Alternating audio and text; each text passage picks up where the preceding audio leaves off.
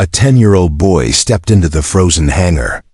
And in just 30 seconds, he diagnosed a failure that had left 3 veteran engineers stumped for 4 hours. But the real shock wasn't what he said. It was the military bracelet on his wrist, engraved with the name of the soldier who once saved a billionaire's life 9 years ago. Beat, lower voice. Tonight. That promise comes back to life in a way no one ever expected. The air at Denver Municipal Airport carried the kind of winter bite that seemed to chew through even the thickest coat. It was late afternoon, though the light had already turned the color of ash, smudging the edges of the Rockies into a dim silhouette. The hangar doors rattled against the wind like tired lungs. Inside, beneath the harsh fluorescence, a machine worth $20 million stood crippled. The jet was a sleek, silver Gulfstream G700, its fuselage catching the cold light like the hide of a great predator laid out on an operating table. It should have been the crown jewel of Victoria Hale's empire, her airborne command post, her sanctuary above clouds and below scrutiny. Instead, it sat motionless, nose tilted slightly as though bowing under invisible weight, hydraulic fluid dripping in slow, obscene drops onto the concrete. The dark puddle spread like a wound, its smell sharp and metallic, like blood left too long in the air. 3 engineers clustered near the landing gear, their reflective jackets half unzipped, their voices pitched with frustration. They had been at it for hours, crawling under belly panels, checking lines and pumps, rerunning diagnostics that offered only cruel reassurance. On paper, everything was fine. But reality bled on the floor, and reality had no patience for paperwork. At the far end of the hangar, unnoticed, a boy leaned against a stack of crates. His sneakers were frayed, his jeans patched by a grandmother's hand, and his backpack sagged from a single strap like a tired companion. He looked too small for the cavernous space, a scrap of color against the steel and shadows. Yet his eyes dark, unblinking, alive with a brightness that seemed to cut through the gloom, followed every gesture, every word, every twitch of the crippled jet like a hawk tracking prey. Ethan Lee was 10 years old, though the way he stood, chin slightly raised, body still, breathing measured, carried a gravity beyond his years. He said nothing. He scribbled nothing. He only watched, lips pressed together, as if waiting for something the adults couldn't hear. At the center of it all, Victoria Hale paced like a general preparing for war. She was 42, sharp-featured, tailored coat wrapped around her tall frame like armor, her heels echoing on the floor with impatient cracks. Her blonde hair was tied back in a severe knot, her eyes a piercing green that made men fumble and boardrooms tremble. She had built empires on those eyes, those heels, that voice. Yet now her empire was bleeding out beneath her in a hangar that smelled of cold steel and hydraulic. Failure. If I don't leave for New York tonight, she snapped, stabbing a manicured finger at the jet as though the machine itself were guilty. This entire merger collapses. Her voice bounced against the hangar walls, sharp as breaking glass. The engineers shifted uncomfortably, their professionalism clashing with the raw fury of a woman accustomed to getting her way. The lead engineer, a man named Robert Fenn with 30 years of grease in his nails, raised both palms in placation. His coveralls were streaked black, his face weary.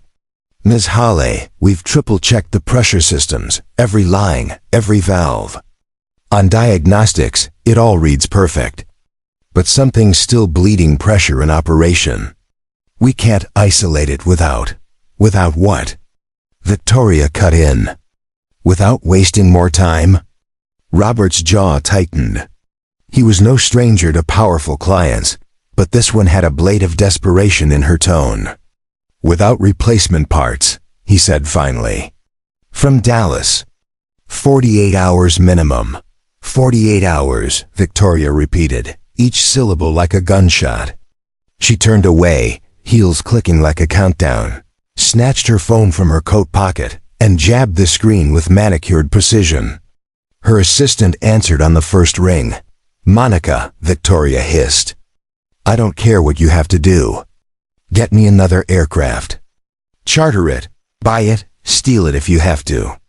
I need to be wheels up in 2 hours. On the other end came a flurry of panic. Ma'am, I've tried everything. The smaller jets can't make the range without 2 fuel stops. And with weather moving east, excuses, Victoria snapped, cutting the line before the sentence finished. She hurled the phone onto the tool bench. It clattered among wrenches and torque gauges. Her reflection fractured in the polished steel. The hangar fell into uneasy silence, broken only by the steady plink of fluid dripping from the Gulfstream's belly. The sound was merciless, like a clock marking the death of opportunity. Each drop was another million slipping through her fingers, another contract dissolving, another shareholder sharpening their knives. Robert rubbed a hand across his weathered face. We've done all we can. If you want miracles, you'll have to wait for Dallas. Miracles?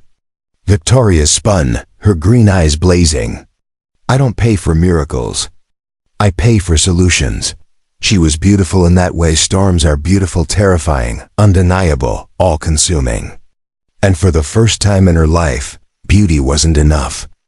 The merger she had fought 2 years to orchestrate, the billion-dollar chessboard she had manipulated piece by piece, threatened to crumble because a machine that had never failed her had chosen, today, to bleed. She paced the length of the hangar, every step punctuated by the hollow echo of heels on concrete. Her breath steamed in the icy air. She thought of the board waiting in Manhattan, the competitors circling like vultures, the headlines ready to write her downfall. She imagined the smirk of rivals, the pity of allies, the fury of investors. None of it was acceptable. Failure was not written in her vocabulary. And yet here it was, pooling black beneath her aircraft, spelling doom in letters invisible but undeniable. Behind the engineers, Ethan shifted. He had been silent for so long that his presence was almost forgotten. He pulled the strap of his backpack higher on his shoulder, eyes never leaving the open panel beneath the jet's fuselage. His lips moved, barely, like he was rehearsing words to himself. Robert crouched again, flashlight sweeping across lines that gleamed slick with fluid. I swear, it's like the damn thing is perfect until you run it. Then the pressure drops. It makes no sense. It makes no sense, another engineer echoed, voice tight with fatigue. Ethan's fingers flexed against the notebook bulging in his backpack. He swallowed, heartbeat thrumming against the steel bracelet clasped on his wrist, the one engraved with letters he had traced 1,000 times when he couldn't sleep. Captain Sarah Lee. The woman who wore that name had once told him machines weren't silent. They whispered, cried, screamed, if you knew how to listen. And right now, through the steady drip and the faint hiss of air through lines, Ethan could hear the jet speaking. He understood it the way other kids understood songs on the radio. Victoria slammed both palms against the fuselage with a force that startled everyone. You are going to fly, she snarled at the machine. You hear me? You are not going to ruin me. The words echoed, absurd and desperate. Swallowed by the hangar's emptiness, Ethan stepped forward. No one noticed at first. His sneakers whispering against the floor, his shadow slipping into the harsh light. He walked until he was no longer hidden by crates or tools or indifference. He stopped a few feet from the engineers, small enough to seem almost invisible, but when he spoke, his voice was steady. He lifted his chin and the room finally saw him. It's not the main pump, the boy. Robert's flashlight stopped trembling. Victoria straightened, as if her body recognized authority before her mind did. Ethan's eyes flicked toward the open panel, and he spoke without ornament, like someone reading from a map only he could see. Your secondary unit is cavitating. Brass shavings have migrated into the return side, choking the screen. When the system spools, you lose prime and the pressure drops. That's why diagnostics read clean at rest but fail under load. Silence tightened in the hangar until all you could hear was the tiny, obscene dripping on the floor. Robert opened his mouth, closed it again. Kid, he said finally, voice caught between annoyance and bewilderment. "You can't possibly. Check the return filter," Ethan said. "You don't have 48 hours, so stop counting them." It should have sounded arrogant. It didn't. It sounded like gravity. Robert glanced at the younger Tex. "Pop the housing." To Ethan. "If you're wrong, I'm not," Ethan replied, and for a sliver of a second, Victoria tasted a feeling she hadn't let herself taste since the first time she saw a line of code do exactly what she needed. Hope, Tools, sang. The junior tech wrestled with the ring clamp, the metal squeal a complaint against cold and haste.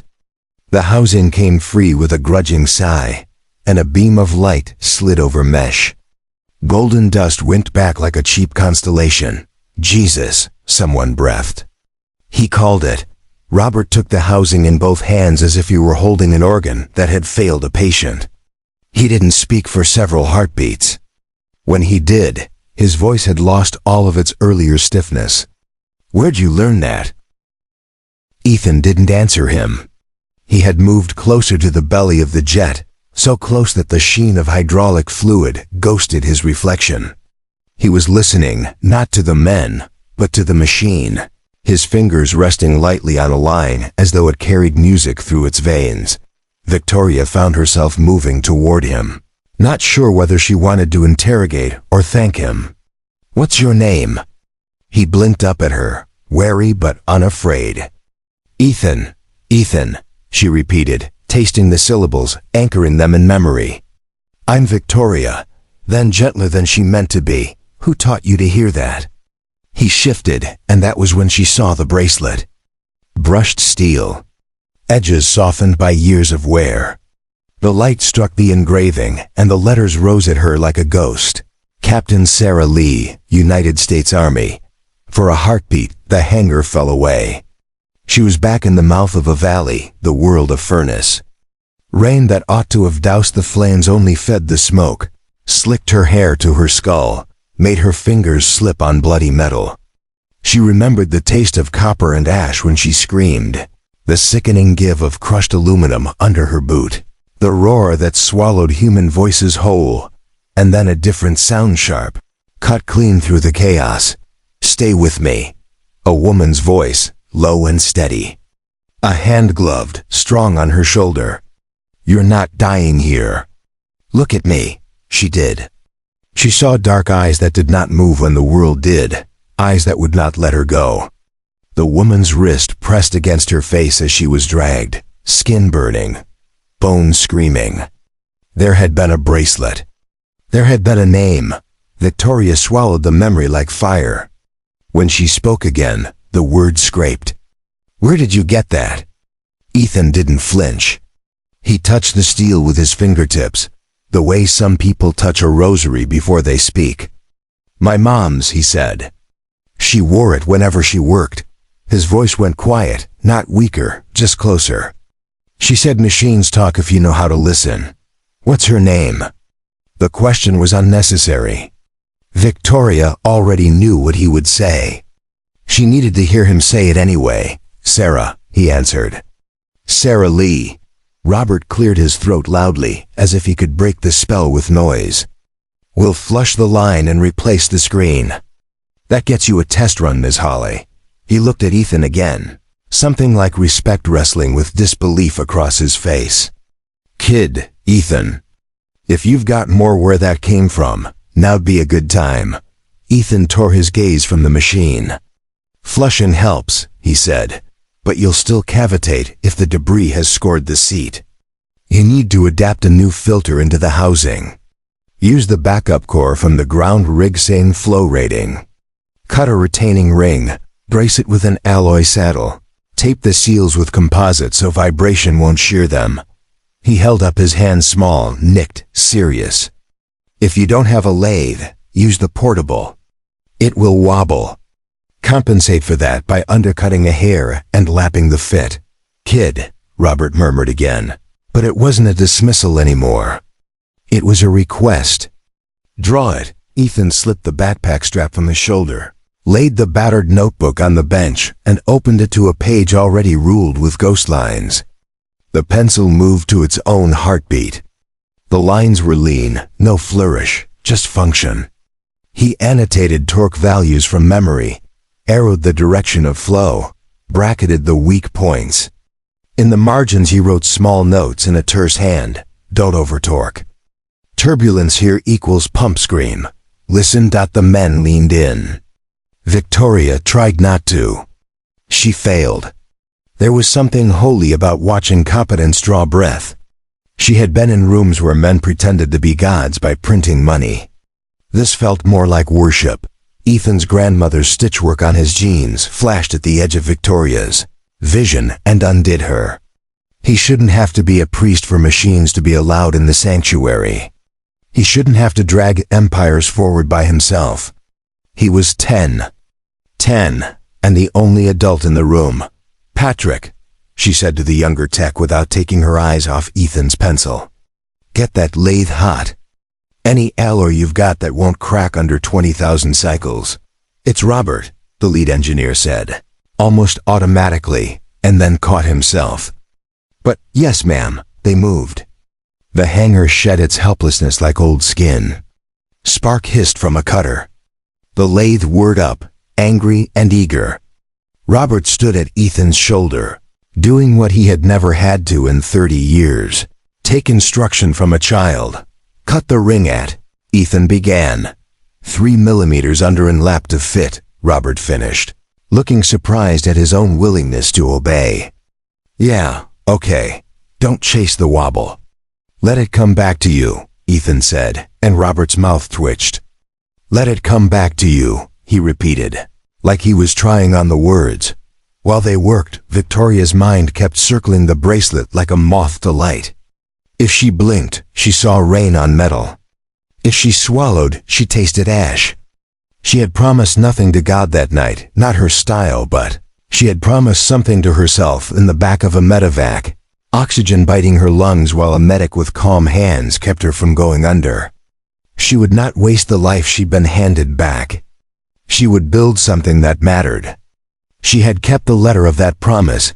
The world called her a visionary for it, but the spirit had faded, year by year, into profit and power. And now the spirit was standing beside her drawing a retaining ring and talking to a jet. Mom said. Ethan murmured, not looking up from the lines. The best solution isn't the prettiest. It's the one that gets people home. Victoria closed her eyes for half a breath. When she opened them, something in her had slid back into alignment with a sound she'd forgotten she could hear. Cut took 12 anxious minutes. The saddle bracket took 9 more. Twice the portable lathe tried to skip off center. Twice Robert swore softly. Twice Ethan said, "Let it come back," and it did. As if the machine had been waiting for permission to behave. They pressed the modified core into the old housing with a soft, decisive seat. The composite tape went on in practiced spirals, neat as lace. Clamps tightened. A torque wrench clicked at 90, and Robert paused, sweating despite the cold. Moment of truth, he said, which was what men say when what they mean is please God. He glanced at Victoria. You really want to spin it after a field mod? She looked at Ethan. He didn't nod. He didn't smile. He placed his palm on the alloy the way someone lays a hand on a horse's neck before they ask it to fly. It will hold, he said, and it didn't feel like prediction.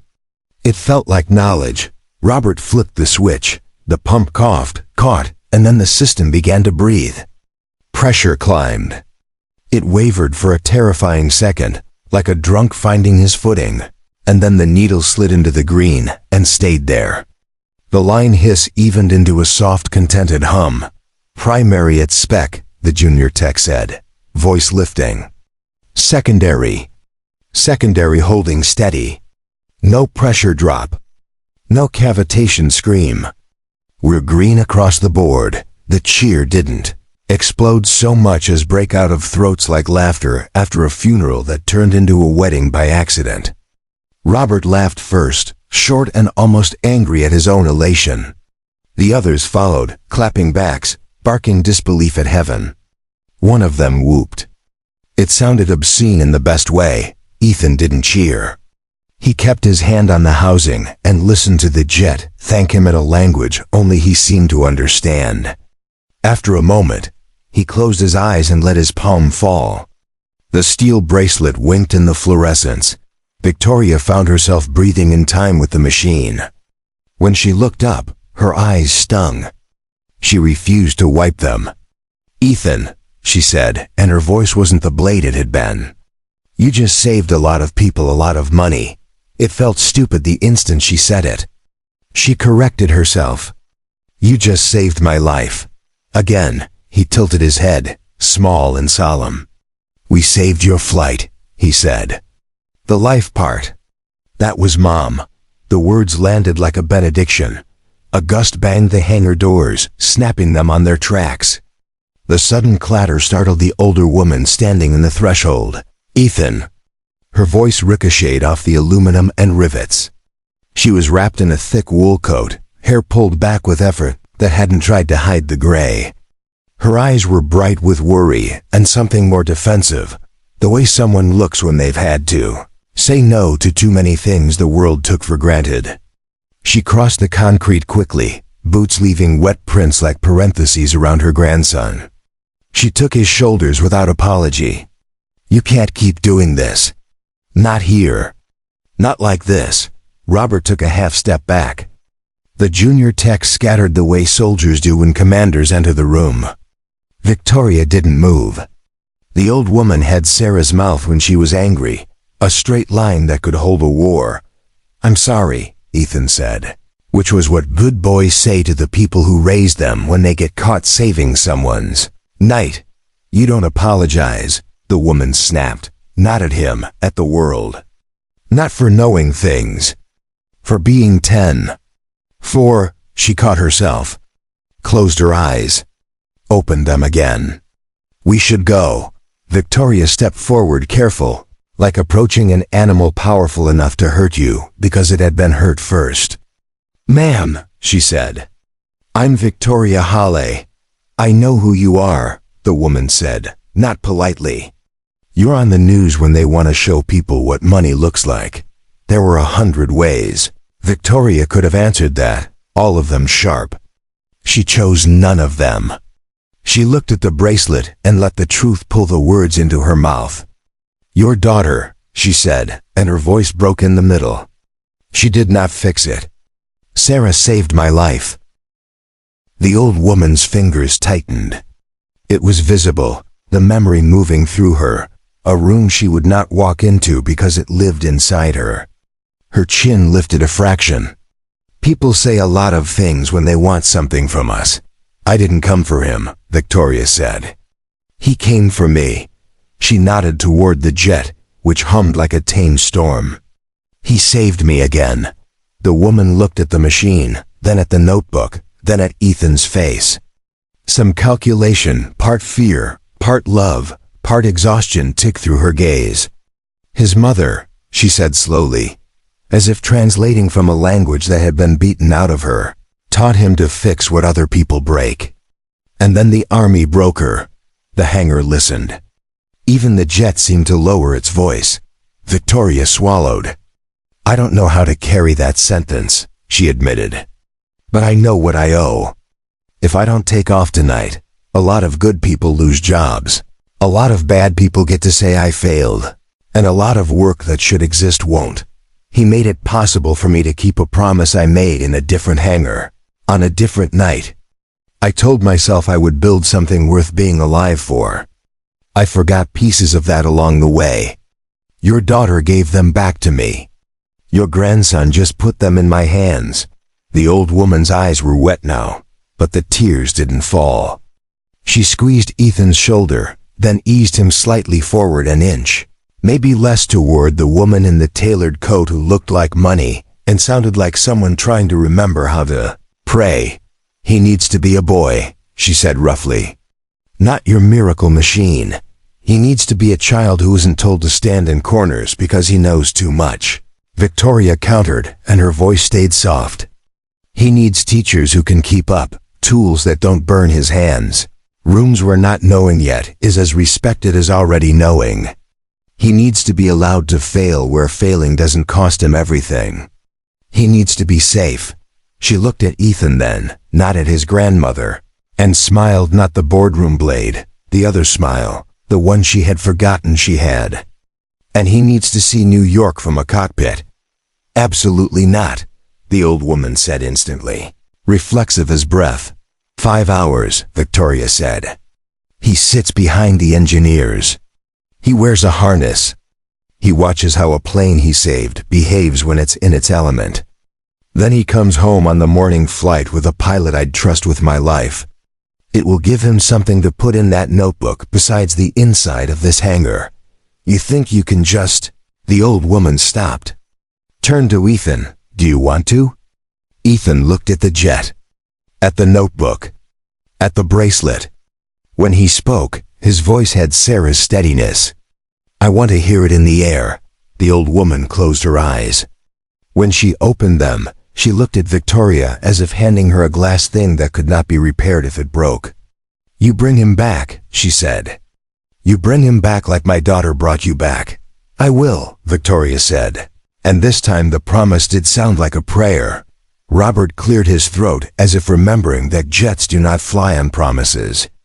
We're still green, he reported, trying for gruff and landing on reverent. If you want a roll, Ms. Holly, we've got a window between cells moving in across Nebraska. He looked at Ethan, then away quickly, like staring at him too long might change the shape of his own life. Kid, Ethan. Nice work. Ethan nodded as if accepting thanks on behalf of someone older. He lifted his notebook, slid it into the bag, and tightened the strap across his narrow chest. Victoria turned to the machine. It gleamed, ready again. She rested her palm against its skin. Time to fly, she whispered, and the jet seemed to agree. They moved, doors unlatched, chocks yanked, tow tug nudging 40,000 pounds of stubborn beauty into the throat of the winter evening. Snow hissed under the tires. Floodlights painted the world a color between steel and bone. From somewhere far away, the airport PA mumbled about last calls and gates closing. In the cockpit, harness buckles snapped. The engineers' hands danced their ritual. Victoria slid into the left seat, headset pressing warmth against her ears. She looked back. Ethan sat belted in behind the panel, eyes bright, nerves hidden under a concentration so complete it made him look older and younger at once. You good? She asked. He nodded. Listen, he said, and she did that taxi, brake check. Line up. The runway ran away into darkness, a silver ribbon stitched with lights.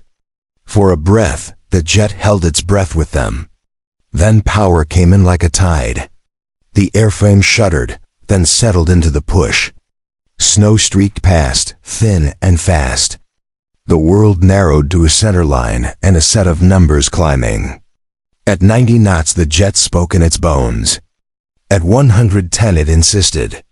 At 120 it lifted its own weight and carried them up into black. Denver fell away, a scatter of incandescent freckles on a sleeping face. The Rockies became a rumor. The clouds opened like a curtain that had been waiting for its cue. Gulf Stream leveled, and the hum softened into something that felt like contentment. The hydraulic needles held. The retrofitted core sang in quiet compliance. Ethan closed his eyes and listened to what he had made possible. Victoria watched him in the glow of the panel, green numbers washing his face with an astronaut's light. She saw the bracelet, the scuffs on his sneakers, the cheap backpack strap digging into his shoulder. She saw Sarah in all of that, and also saw someone entirely his own. Ethan, she said softly over the intercom, as if they were the only two souls in the sky. When we land, I want to show you a piece of paper I've been meaning to write for a long time. What kind of paper? The kind that gives something a name, she said. And enough money to breathe. He didn't answer. He didn't need to. The jet hummed between them like a third voice. They chased the night east. And for the first time since she had pulled herself out of a hospital bed 9 winters ago, Victoria felt the promise she had made then fit her skin again. It wasn't about the boardroom waiting in Manhattan. It wasn't about markets or margins. It was about the fact that there are people who run into fire, and when they are gone, someone has to carry what they left behind. She glanced back once more. Ethan had his hand on the sidewall, feeling the tremor through aluminum. His face tipped toward the dark that wasn't empty anymore. Below, the country scrolled in quiet miles. Ahead, morning waited. Behind them, in a hangar that no longer smelled like failure, a woman in a wool coat stood with her hands in her pockets, watching the sky through a door she had forgotten to close against the cold. She did not pray out loud. She did not need to. The jet carried the prayer for her. They landed to a horizon the color of ember. Manhattan's glass caught the first light and broke it into 1,000 knives. The wheels kissed asphalt. Reverse thrusters coughed. The jet rolled, slowed, settled. In the sudden hush of the taxiway, Victoria turned, unbuckled, and reached across the narrow space between seats. She wasn't sure whether she meant to shake his hand or hold it. Ethan solved the problem by offering his notebook. Thoughts? She asked, smiling despite herself. He opened to a page already dense with diagrams. In the margins, 3 words, written with surprising boldness, had been underlined twice. Don't waste this. Victoria touched the words lightly, as if they'd bruise.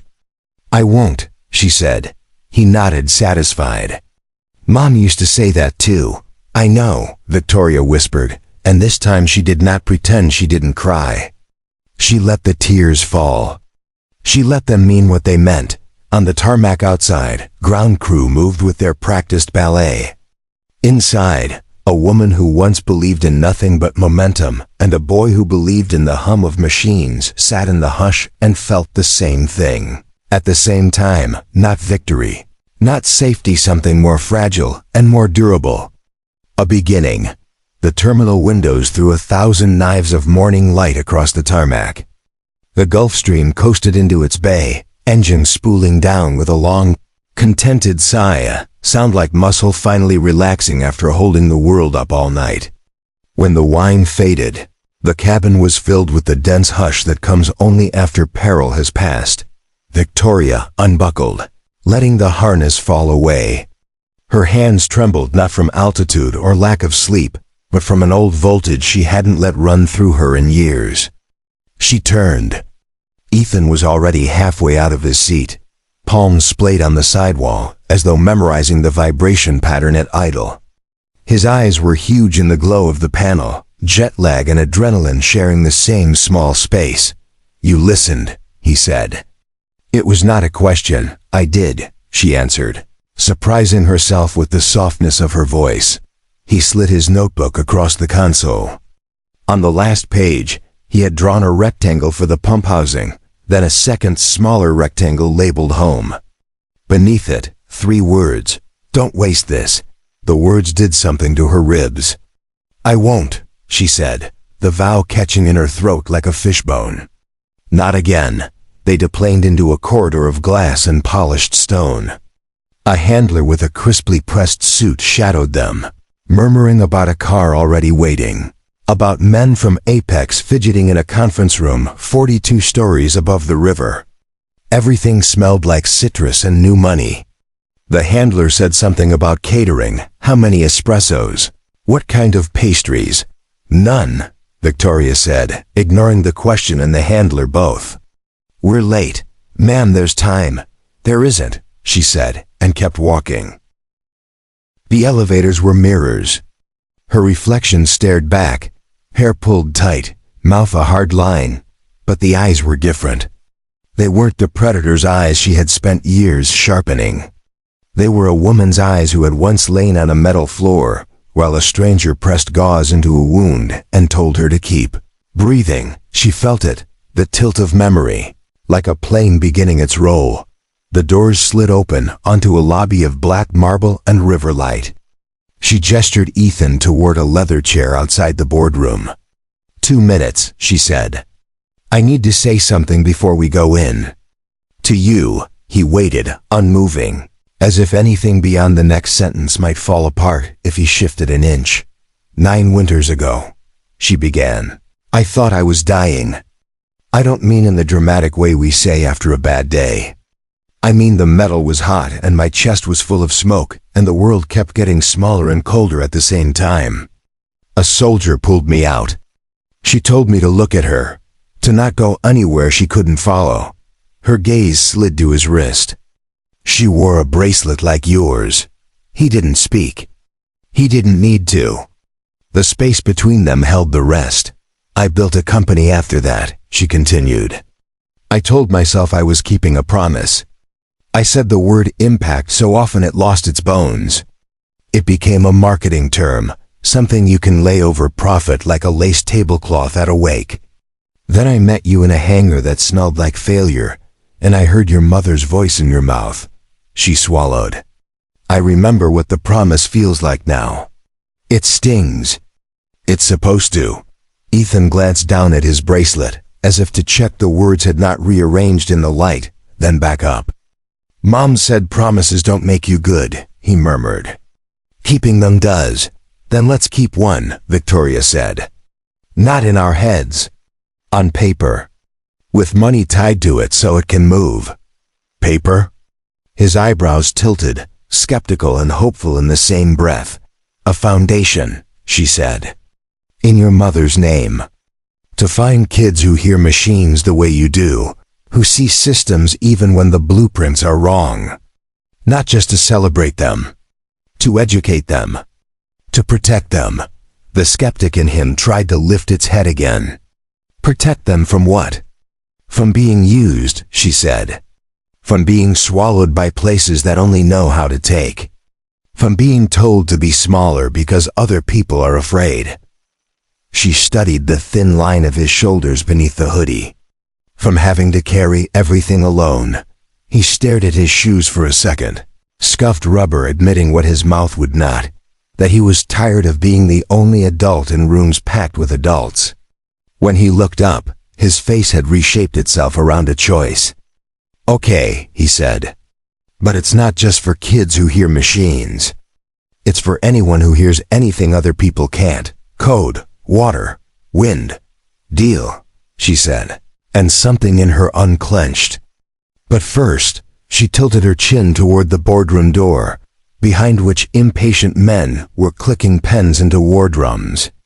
We win the thing they say we can't, so the thing we need can live. He nodded once. Shorten SOLDIERL. Y. Inside the room, glass walls framed a postcard of the river. 3 men rose halfway from their chairs when she entered, then remembered themselves and sat. The Apex CEO, Hawthorne, shifted his cufflinks. The CTO, Mitchell, sharp as a scalpel, proud as a cat, flicked his eyes to the boy and back, somewhere between insulted and amused. The CFO, Sterling, was a ledger with a pulse. You're late, Hawthorne said, without rancor. Men like him prefer to state obvious injuries like warnings in a bar fight, more theater than threat. I'm here, Victoria said. You can choose which matters, Miss Hawley, Mitchell drawled. I assume the child is a metaphor for something. He gestured with 2 fingers, a flippant slash of air. Inspiration or continuity, or, I don't know, the future. The child has a name, Ethan said, before she could open her mouth.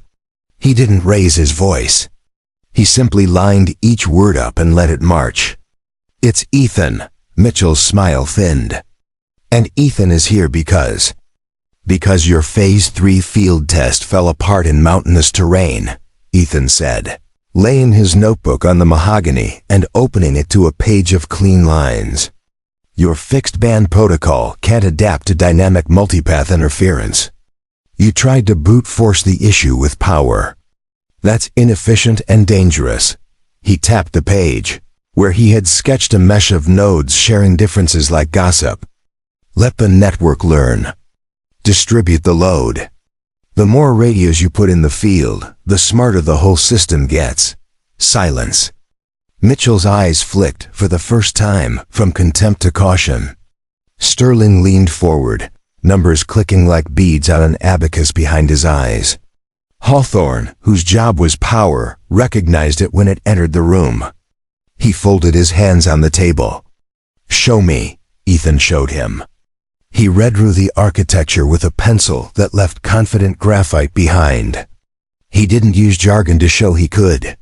He explained what would happen inside the invisible places between mountains and people, between radios and weather, between need and answer. He wasn't selling. He was teaching. Real intelligence always sounds like patience. By the time he stopped talking, the river had shifted light twice. Mitchell had stopped smirking. Sterling had stopped calculating whether this could work and started calculating how much it would cost them not to do it. Hawthorne turned to Victoria. The smallest smile clipped to his mouth like a flag on a cheap car. "Interesting consultant," he said. "Do we sign or do we keep pretending we don't have to?" "We sign," Victoria said. "And we allocate $50 million over 5 years to an R&D initiative to build what he just drew." Mitchell choked on his own breath. $50 million, she repeated. "I don't do small bets." "Not on things that matter," Sterling nodded, slow and unavoidable as gravity. Hawthorne opened the folder. Paper sighed. Pens bled.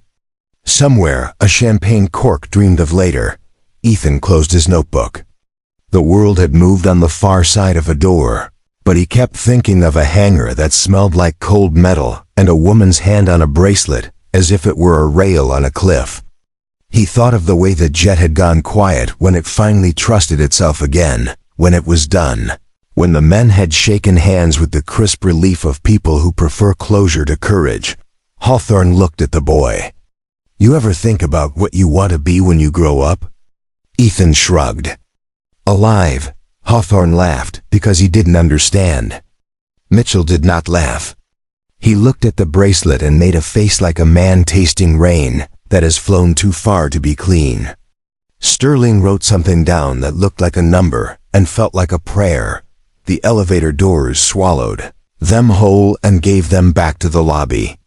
Ethan stood with his notebook against his chest, strange and small and enormous all at once.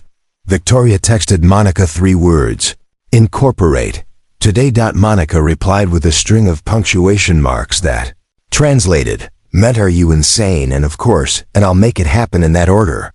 "Come on," Victoria said. "There's one more place we have to be before the day forgets us." They drove to a granite hillside where names live when the bodies that held them don't. Morning had burned itself into something like noon. Winter had burned itself into something like surrender. The ground was cold, but not cruel. They found her quickly. It was a plain headstone with letters you could read without leaning. Captain Sarah Lee. The dates flanked the name like bookends too close together.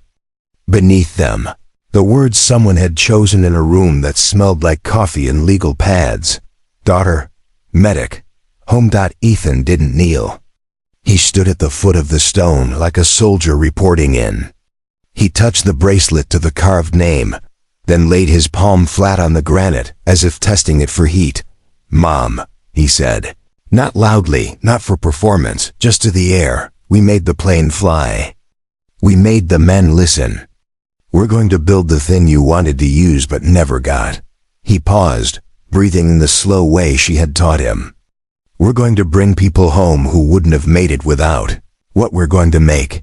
Victoria stood a little distance away, hands in the pockets of a coat that had cost too much to keep out this particular cold. She thought of the narrow cot in a forward aid station, the way Sarah had sat on the edge of it and told her stories about a kid who took apart radios and made them better by accident. She thought of how angry she had been at the world for hiring men like her to build things that made money and not meaning. She thought of how she had fixed that anger by making it useful. Then she thought of how easily usefulness turns into a drug.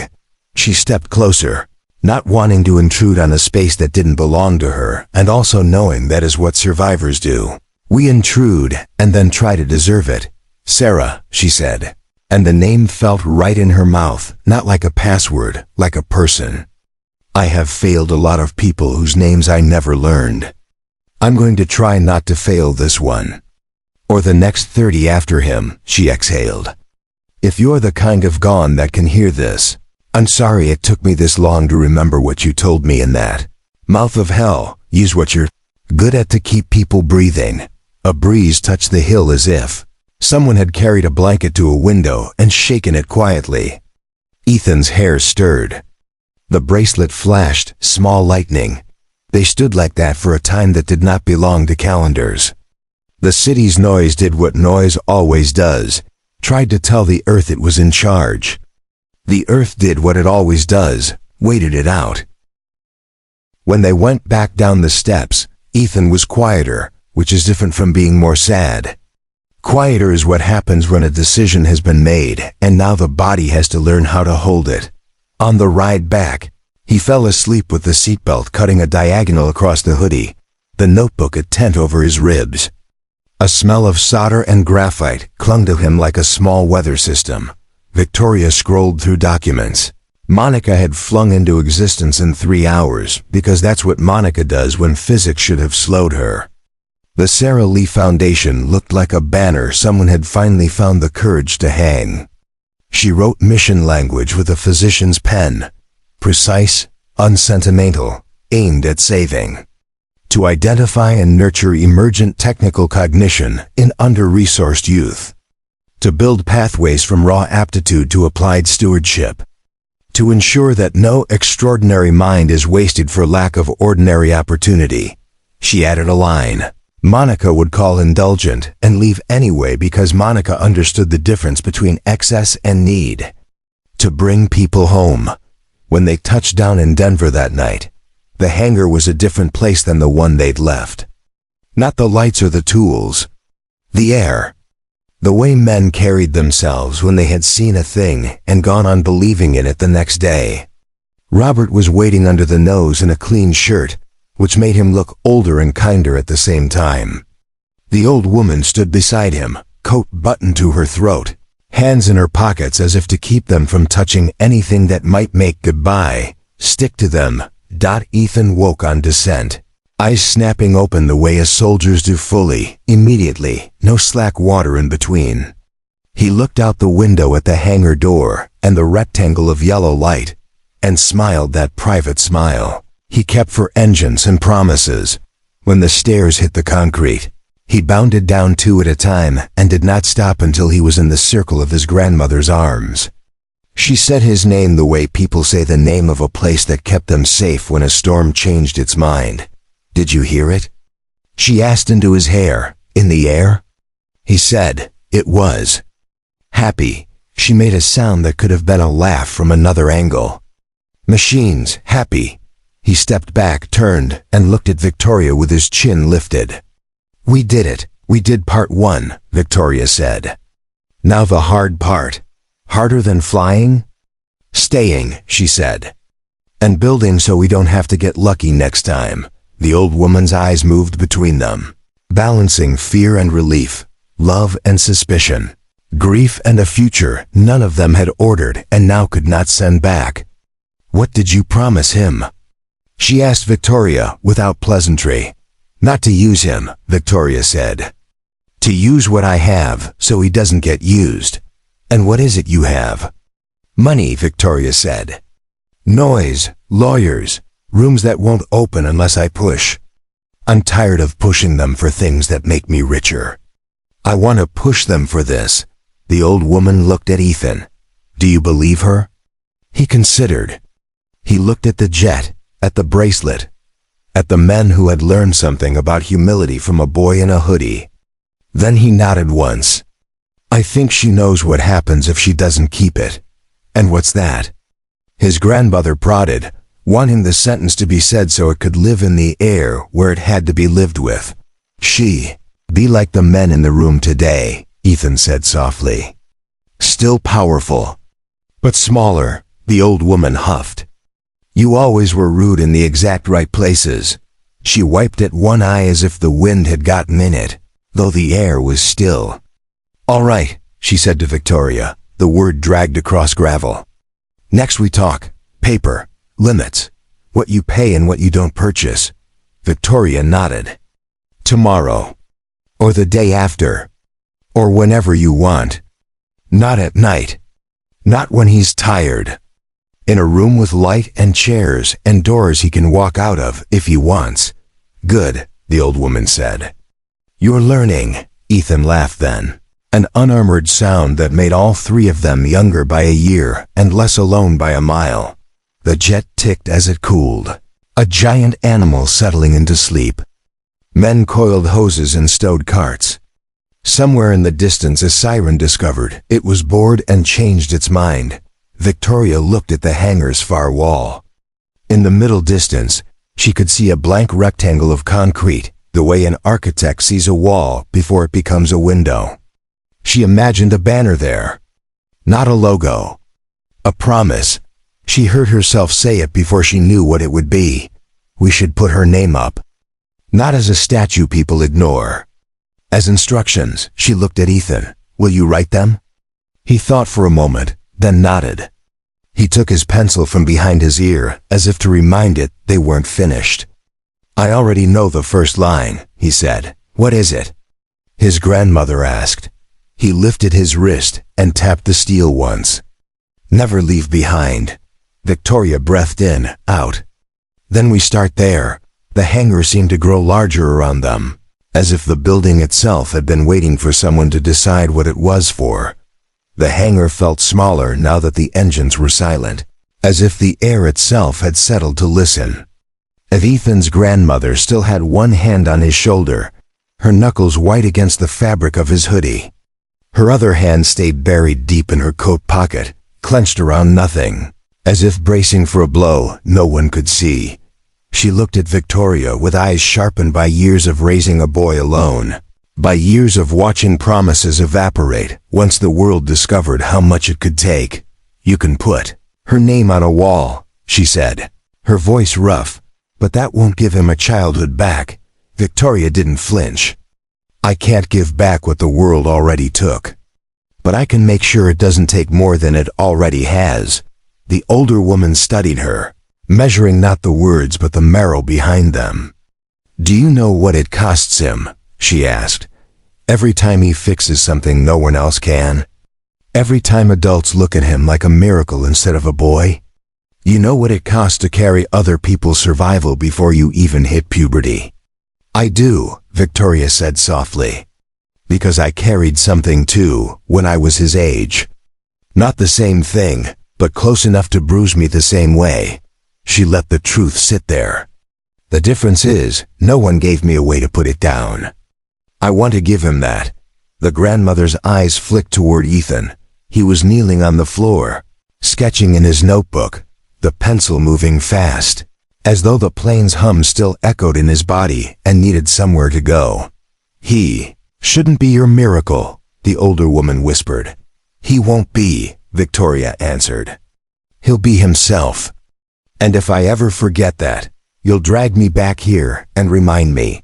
For a long time, neither spoke. Only the faint tick of cooling metal filled the space. Finally, the grandmother asked the question that had been circling like a hawk since the moment she stepped inside. Why? Victoria let her eyes rest on Ethan, his bent head, the way he pressed his wristband flat against the notebook as he wrote. When she answered, her voice came out quieter than she expected, because his mother saved my life. And I refused to let that sacrifice end with me. Sarah gave me air when she didn't have to. Now it's my turn to give it back. The name Sarah hung in the air like a chord struck on a piano, still vibrating long after the key had been released. The grandmother's lips parted, as though she wanted to deny it, but the recognition in her eyes betrayed her. You were there, she whispered. Victoria nodded once. Afghanistan. The valley fire. I remember the rain. I remember her voice. I remember the bracelet, her throat caught. I remember her telling me to stay alive. And I did. Because of her. Because of you. The older woman closed her eyes. When she opened them again, they shone wet but steady. Do you know how many people say they remember her? But none of them remember her boy. They send medals, folded flags, words carved in stone. But not food. Not shoes. Not doctors when he's sick. Victoria's chest tightened. Then let me be the first who remembers both. Ethan looked up then, sensing the weight in their voices. Grandma? She crouched to his level, smoothing his hair with a trembling hand. Your mother. She was braver than anyone I ever knew. Braver than me. And this woman here says she owes her life to her. I don't trust many people, Ethan, but maybe we can give her a chance. Ethan turned to Victoria, his dark eyes steady. If I go with you, if I help you build this, it has to be for kids like me. Not just me. Promise? I promise, Victoria said. And this time, it wasn't a word tossed like currency in a boardroom.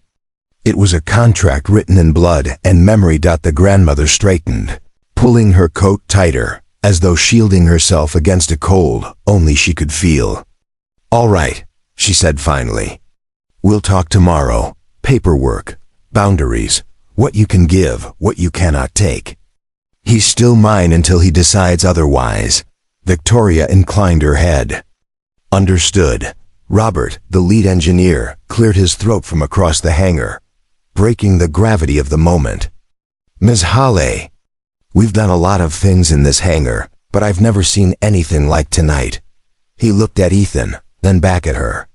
If you're serious about building something bigger, you'll need people who know how to listen to kids like him. Victoria managed the smallest smile.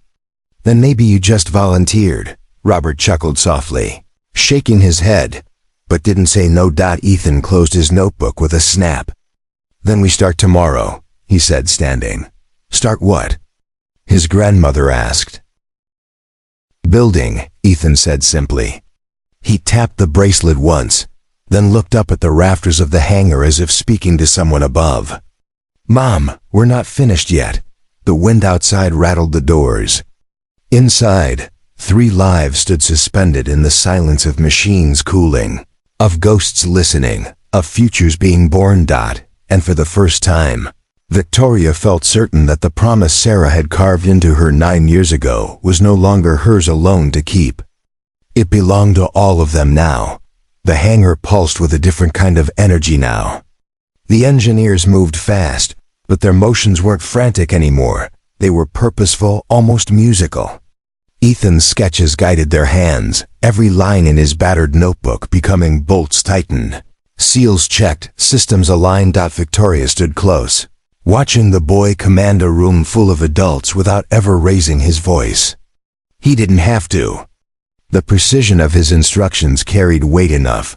When the jet's engines roared back to life, the floor trembled under their feet. Hydraulic pressure climbed.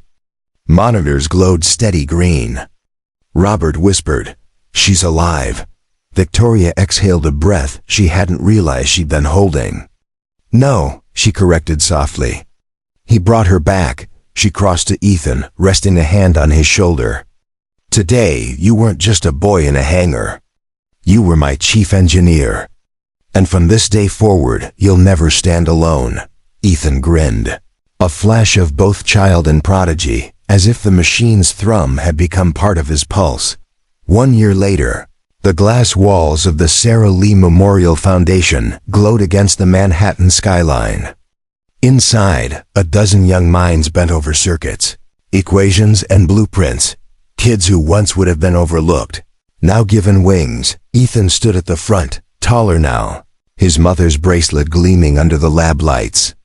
A statue of Captain Sarah Lee watched over them, engraved with the words, "Service before self," he whispered, so only he and the memory of her could hear. "Mom, we're not just fixing machines. We're building a future where no one gets left behind." Victoria watched from the doorway, her throat tight, knowing Sarah's promise had come full circle. And if this story moved you, if you believe in second chances, in promises kept, in legacies carried forward, don't forget to subscribe. Tomorrow, I've got another story waiting for you. And trust me, you won't want to miss it.